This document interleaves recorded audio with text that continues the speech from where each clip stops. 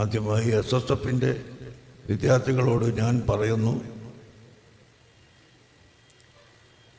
പണ്ടത്തെ പോലെ പെട്ടെന്ന് ഓടി വരാൻ ആഫിയത്തില്ലാത്ത ഞാൻ കോഴിക്കോട്ട് നിന്നും ഷൊർണൂരിലേക്ക് ട്രെയിനിന് വന്നു.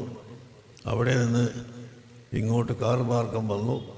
ഇനി മടങ്ങിപ്പോകാനും ഷൊർണൂരിലേക്ക് പോകണം. ഇത്രയും അധികം ബുദ്ധിമുട്ടി എന്ന് പറയുമ്പോൾ നിങ്ങൾക്കത് ബുദ്ധിമുട്ടായി തോന്നില്ല, എങ്കിലും എനിക്ക് വലിയ ബുദ്ധിമുട്ടാണ്. ഈ ബുദ്ധിമുട്ട് സഹിച്ച് ഇവിടെ വന്നത് എൻ്റെ ചെറിയ കുട്ടികളെ, SSFൻ്റെ വിദ്യാർത്ഥികളെ ആലോചിച്ചുകൊണ്ടാണ്. SSF വിദ്യാർത്ഥികൾ എന്ന് പറയുന്നു പഠിക്കുന്നവരായതുകൊണ്ട്. അതേ സമയത്ത് അവരെല്ലാവരും യുവാക്കളാണ്.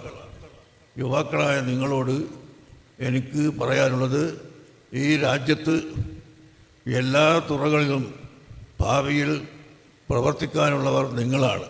നമ്മുടെ ഓരോ മഹല്ലത്തുകളിലും ഭരിക്കേണ്ടവർ നിങ്ങളാണ്. ഇവിടുത്തെ ഖത്തീബുമാരും ഖാദിമാരും ആവേണ്ടവർ നിങ്ങളാണ്. MLA മാരും MP മാരും പ്രസിഡന്റുമാരും ആകേണ്ടത് നിങ്ങളാണ്.